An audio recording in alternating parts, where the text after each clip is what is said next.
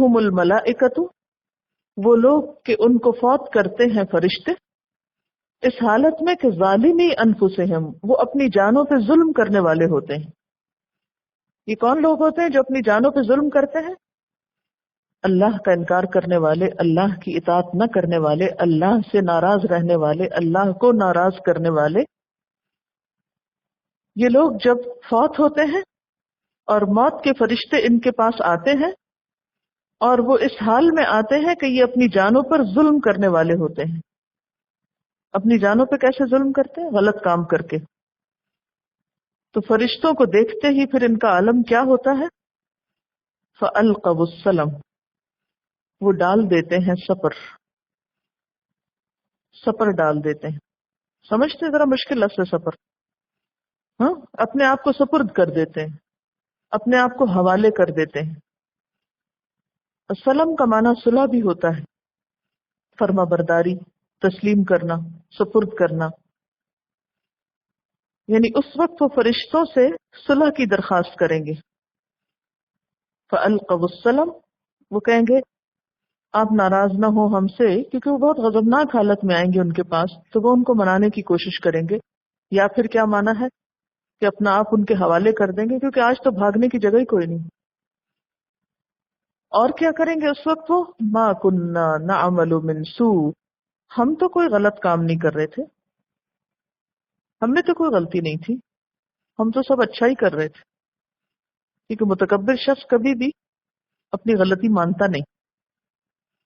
جو سورۃ المجادلہ میں آتا نا، یوم یبعثہم اللہ، جس دن اللہ ان کو اٹھائے گا جمیعاً، سب کے سب کو، فیحلفون لہ، تو اس کے آگے بھی قسمیں کھانے لگیں گے، کما یحلفون لکم، جیسے تمہارے سامنے قسمیں کھاتے ہیں، ویحسبون انہم علی شیء، اور وہ سمجھیں گے کہ وہ کسی چیز پر ہے، الا انہم هم الکاذبون، خبردار بے شک وہ جھوٹے ہیں۔ سورۃ الانعام میں بھی آپ پڑھ چکے ہیں کہ وہ کہیں گے واللہ ربنا ما کننا مشرکین، اللہ کی قسم جو ہمارا رب ہے ہم مشرک نہ تھے۔ وہاں جا کر وہ اپنے شرک کا انکار کریں گے۔ تو دوسرے لفظوں میں ان کا یہ سارا گھمنڈ، ان کا تکبر، ان کا غرور اور ان کا یہ رویہ صرف موت تک ہے۔ ان کا ایسا رویہ موت تک کے لیے ہے۔ جب موت کے فرشتوں سے سابقہ پیش آئے گا تو کیا ہوگا؟ اپنے آپ کو ان کے حوالے کر دیں گے اور اپنے آپ کو بڑا معصوم ثابت کریں گے، اور کہیں گے ہم تو کوئی غلطی کر ہی نہیں رہے تھے، تو قسمیں کھانے لگیں گے۔ بلا، کیوں نہیں، ان اللہ علیم بما کنتم تعملون، بے شک اللہ جانتا ہے جو کچھ تم کرتے رہے ہو۔ اللہ کا دھوکہ دیتے ہو، اس کو نہیں پتا کہ تم کیا کر کے آئے ہو۔ فادخلوا ابواب جہنم خالدین فیہا، پس داخل ہو جاؤ جہنم کے دروازوں سے، خالدین فیہا، اس میں ہمیشہ رہنے والے، فلبئس مثوى المتکبرین، پس کتنا برا ہے ٹھکانہ تکبر کرنے والوں کا۔ آج آپ دیکھ لیجئے کہ مستکبرین اور متکبرین کا لفظ کتنی دفعہ آ رہا ہے، کیونکہ حق کا انکار متکبر ہی کرتے ہیں، اور اہل مکہ اپنے تکبر میں مبتلا ہو کر یہ سب کچھ کر رہے تھے۔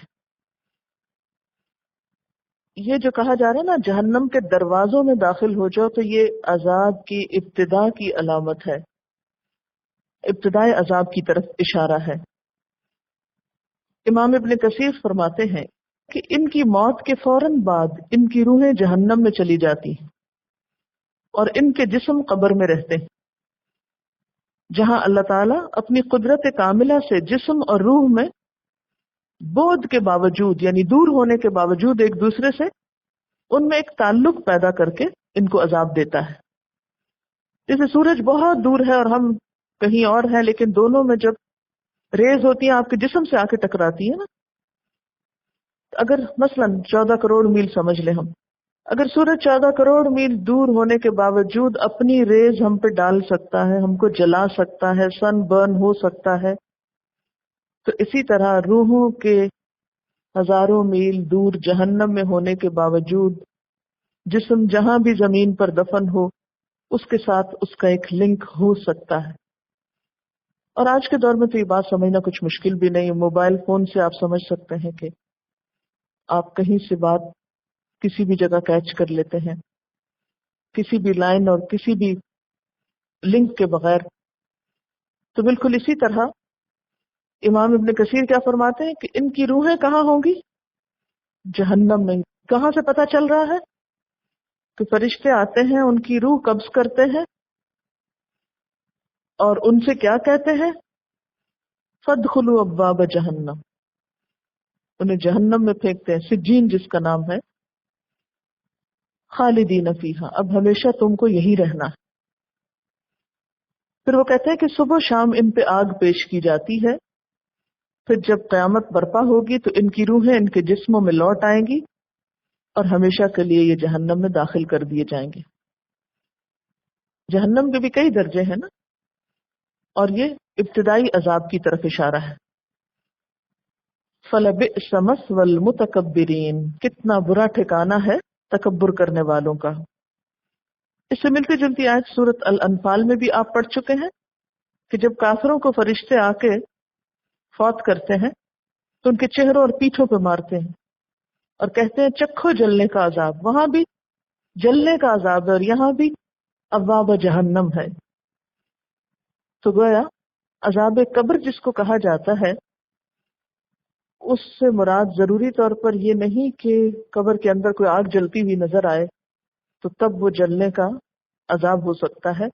یہ بھی ہو سکتا ہے کہ وہ جہنم میں ہی عذاب ہو رہا ہو یا جہنم کے کسی ابتدائی درجے میں، اور وہاں سے ان کی روح کا تعلق جسم کے ساتھ ہو اور جسم بھی اس کو محسوس کر رہا ہو، کیونکہ صحیح عقیدے کے مطابق عذاب قبر جسم اور روح دونوں کے لیے ہوتا ہے. اور قوم فرعون کی بات جہاں تک ہے تو آپ جانتے ہیں سورۃ المؤمن میں 45-46 آیت میں آتا ہے تو بچا لیا اس کو اللہ نے ان بری چالوں سے جو انہوں نے چلی، اور آل فرعون کو برے عذاب نے آ گھیرا، آگ جس پر وہ صبح شام پیش کیے جاتے ہیں.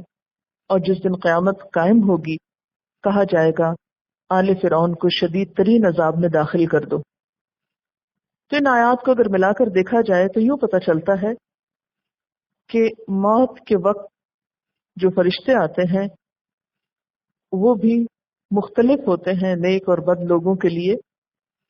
پھر جب روح نکال لیتے ہیں، جسم سے الگ کر لیتے ہیں، تو فوری طور پر اس روح کو سزا کی کیفیت سے دوچار ہونا پڑتا ہے. ایک جگہ ابواب جہنم کہا گیا، دوسری جگہ عذاب الحریق کہا گیا، تیسری جگہ آل فرعون کے لیے کیا لفظ استعمال ہوتا ہے کہ صبح شام آگ پہ پیش کیے جاتے ہیں.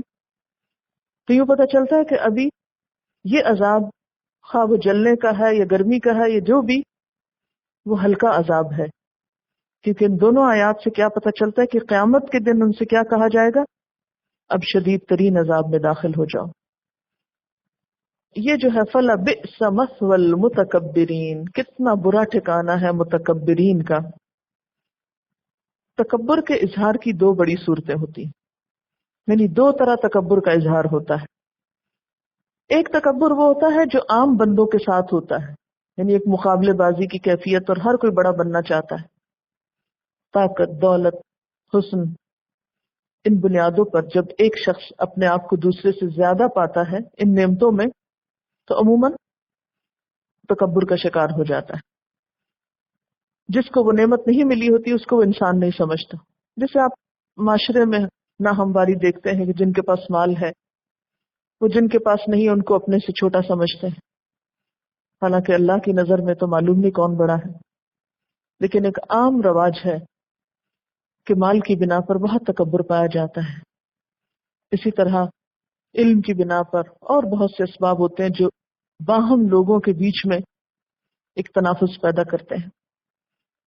لیکن تکبر کی ایک اور صورت ہے، ایک اور شکل ہے، اور وہ کیا ہے؟ اللہ کی طرف بلانے والے کے مقابلے پر تکبر کرنا. دنیاوی نہیں، دینی معاملے میں تکبر کا ثبوت دینا. ایک تکبر عام لوگوں کے ساتھ اور ایک تکبر اللہ کی طرف بلانے والے کے مقابلے پر، کہ جو شخص اللہ کے دین کی طرف بلائے اس کے ساتھ ایسا معاملہ کیا جائے۔ ایسا تکبر کون کرتا ہے؟ عام طور پر وہ لوگ کرتے ہیں جنہیں دین کی طرف بلانے والے کے کام سے اپنی کسی بڑائی کے ختم ہونے کا اندیشہ یا خوف ہو۔ دین کی طرف بلانے والے یا اللہ کے داعی کے ساتھ عام لوگ تکبر نہیں کرتے، خواص کیا کرتے ہیں۔ کون سے خواص؟ جنہیں اندیشہ ہوتا ہے کہ اس شخص کے کام سے، اس کی کوششوں سے ہماری بڑائی جاتی رہے گی، ہماری گدی کے چھننے کا اندیشہ ہے۔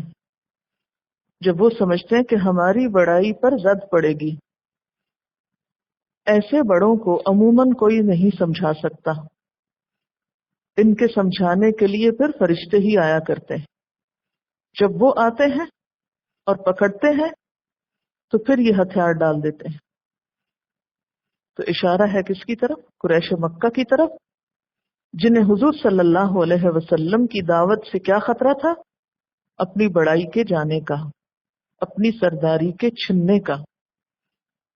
اسی لیے انہوں نے مخالفت زیادہ کی تھی۔ عوام نہیں تھے ایسے مخالف، انہیں اس بات سے کوئی دلچسپی نہیں ہوتی کہ کون کیا کر رہا ہے، وہ اس کی بھی سنتے ہیں اس کی بھی سنتے ہیں، جس کی بات دل کو لگتی ہے اس کے پیچھے چل پڑتے ہیں، وہ زیادہ حجت بازی بھی نہیں کرتے۔ تو آپ لوگ بھی اپنے طور پر، کیونکہ بعض اوقات دل میں تکبر ایسی جگہوں سے حملہ کرتا ہے کہ انسان کو خبر بھی نہیں ہوتی کہ وہ اس بیماری کا شکار ہو چکا ہے، کیونکہ دل کی کیفیات ایسی ہوتی ہیں کہ وہ کہتے ہیں نا کہ دل میں بہت سی چیزیں چھپ کے اپنی جگہ بنا لیتی ہیں، پتہ بھی نہیں چلتا کہ وہ وہاں پہنچ چکی ہیں۔ ظاہر میں تو یہ ہوتا ہے نا، مثلا اگر میرے میز پر کوئی ایک ایکسٹرا چیز پڑی ہو تو میں فوراً پہچان لوں گی کہ آج یہ چیز زائد ہے، یہاں نہیں ہونی چاہیے، یہ اس کی جگہ نہیں۔ لیکن اگر میرے دل میں آج کوئی زائد بات ہے تو شاید مجھے خیال بھی نہ ہو کہ میں ایک خراب بات کا شکار ہو گئی ہوں۔ آپ نے کبھی محسوس نہیں کیا کہ بعض اوقات آپ لوگ بے وجہ میں اریٹیٹ ہو رہے ہوتے ہیں نا، اور آپ کو نہیں پتہ چلتا آپ کیوں ہو رہے ہیں، پھر ٹھہر کے خیال آتا ہے اچھا وہ فلاں بات تھی جو مجھے پریشان کر رہی، اور وہ بھی اس وقت جب آپ اپنے بارے میں خود اپنا حساب لینے والے ہوں کہ میں نے آج زبان سے یہ ناروا بات کیوں نکالی، میں نے فلاں کو تکلیف کیوں دی۔ تو جو لوگ خود احتسابی کرتے رہتے ہیں وہ اپنے اندر کی خرابیوں کو بھی جلد ڈیٹیکٹ کر لیتے ہیں، پہچان لیتے ہیں، اور اس پر نادم ہوتے ہیں اور اصلاح کرتے ہیں۔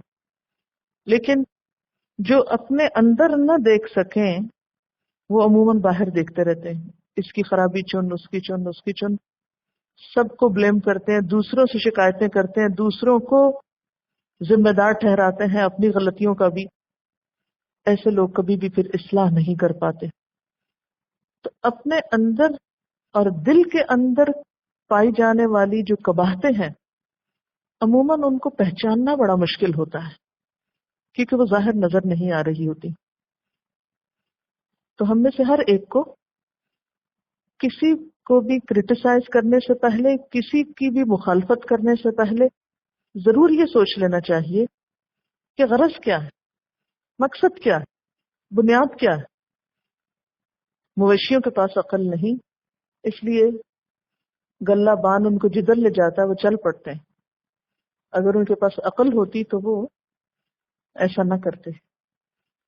اور ہمارے نظام تعلیم میں تو عقل استعمال کرنے کی کوئی بات ہی نہیں ہے، کوشچن کرنے کی اجازت ہی نہیں ہے۔ کچھ پوچھنے اور سمجھنے کے لیے آپ آرگیو نہیں کر سکتے، جو کہا جا رہا ہے آنکھیں بند کر کے کرتے چلے جاؤ، صرف اطاعت کا مطالبہ ہے۔ آپ سب نے بھی پڑھا ہے اسی نظام سے، تو آپ کو پتہ ہی ہے عموماً اس چیز کو ڈسکریج کیا جاتا ہے۔ پھر کیا ہوتا ہے، ہمیں عقل استعمال ہی نہیں کرنی آتی۔ بچے کتنے نیچر پر ہوتے ہیں نا، فطرت پر ہوتے ہیں، وہ بچپن میں کیا کرتے ہیں، سوال کرتے ہیں نا سیکھنے کے لیے۔ تو آخر کیا وجہ ہے جب ہم بڑے ہو جاتے ہیں تو ہم سوال بھول جاتے ہیں، سوال ہی کرنا نہیں آتا۔ دوسروں کی ذات کے بارے میں اور چیزوں کے بارے میں کرتے ہیں، اپنے بارے میں نہیں. اس لیے ہم سب کو اس معاملے میں بہت ہی محتاط رہنے کی ضرورت ہے، اور اپنا آپ بار بار پرکھتے رہنے کی کہ ہماری مخالفت کسی سے برائے مخالفت نہ ہو، اللہ واسطے کا بیر نہ ہو، جسے کہتے ہیں نا کہ بغیر کسی وجہ کے کسی کے پیچھے پڑ جانا، اور اصل میں خود بھی وجہ معلوم نہیں ہوتی. وہ ایک شعر ہے، براہیمی نظر بڑی مشکل سے ہوتی ہے پیدا، ہوس چھپ چھپ کے بنا لیتی ہے سینوں میں تصویریں. کہتے ہیں کہ ریشنل تھنکنگ کی ابتدا دنیا میں حضرت ابراہیم علیہ السلام سے ہوئی تھی. ریشنل تھنکنگ کیا تھی ان کی؟ ستارے کو دیکھا تو کہا یہ چمکتا ہے، یہ رب ہو سکتا ہے. پھر جب دیکھا وہ ڈوب گیا تو کہا نہیں، ڈوبنے والا رب نہیں ہو سکتا. دس از ریشنل تھنکنگ. کہ ایک خیال آنا اور پھر اپنے خیال کو خود کرٹیسائز کر سکنا. ورنہ ہمارا کیا ہوتا ہے کہ ہمیں جو ایک خیال آ جاتا ہے، پھر اگر کوئی بھی ثابت کر دے کہ یہ خیال غلط ہے آپ کا، تو ہم ماننے کو تیار نہیں ہوتے. تو یا یہ کہ ہم اپنی بات کو خود بھی رد کر سکیں، اپنی غلطی خود پہچان سکیں. اگلے روز ایک اور خیال آیا کہ چاند رب ہو سکتا ہے، پھر کہا نہیں، یہ بھی ڈوب گیا ہے. سورج کو دیکھا یہ بڑا ہے، یہ ہو سکتا ہے. کہا انی لا احب العافلین، مجھے ڈوبنے والے نہیں چاہیے. یہ ابراہیمی نظر ہے. سارا معاشرہ اندھا دھند بتوں کی پیروی کر رہا ہے، پوج رہا ہے ان کو. وہ کہتے ہیں یہ بت کس طرح خدا ہو سکتے ہیں، کس طرح معبود ہو سکتے ہیں کہ نہ بولتے ہیں، نہ سنتے ہیں، نہ کھاتے ہیں، نہ پیتے ہیں، نہ کسی کے کام آتے ہیں، پھر یہ خدا بنے ہوئے ہیں. یہ ہے ابراہیمی نظر. خود انالائز کر سکنا. کوئی ان کو گائیڈ کرنے والا نہیں تھا، بس فطرت پر تھے. فطر الناس علیہا، اللہ نے جس پہ سب کو پیدا کیا، لیکن اکثر لوگ اکثرہم لا یعقلون. اور پھر خاص طور پر براہیمی نظر کے پیدا نہ ہونے کی وجہ کیا ہے؟ ہماری عقل غیر جانبدار ہو کر کیوں نہیں سوچتی؟ خواہشات نفس آڑے آتی ہیں. اب وہ کہتے کہ میں باپ کا راستہ چھوڑوں، میرا باپ تو سردار ہے، میرے باپ کی اتنی عزت ہے، وہ تو بت فروش ہے، وہ تو بت گر ہے، اچھا بھلا اس کا بزنس ہے، میں نے باپ کا دین چھوڑ دیا تو یہ تو سارا معاملہ مشکل ہو جائے گا. زندگی کیسے کٹے گی، کہاں سے کماؤں گا، کیسے کھاؤں گا. چھوڑو پرے ان فلسفوں کو کہ کون رب ہے اور کون نہیں.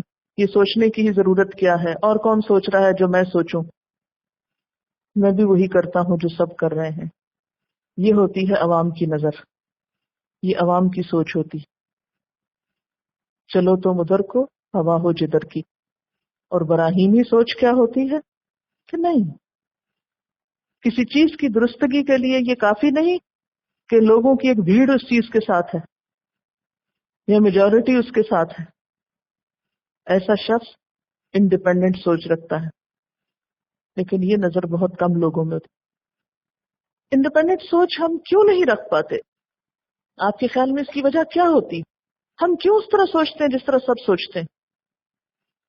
ہم کیوں نہیں مختلف انداز سے سوچ پاتے؟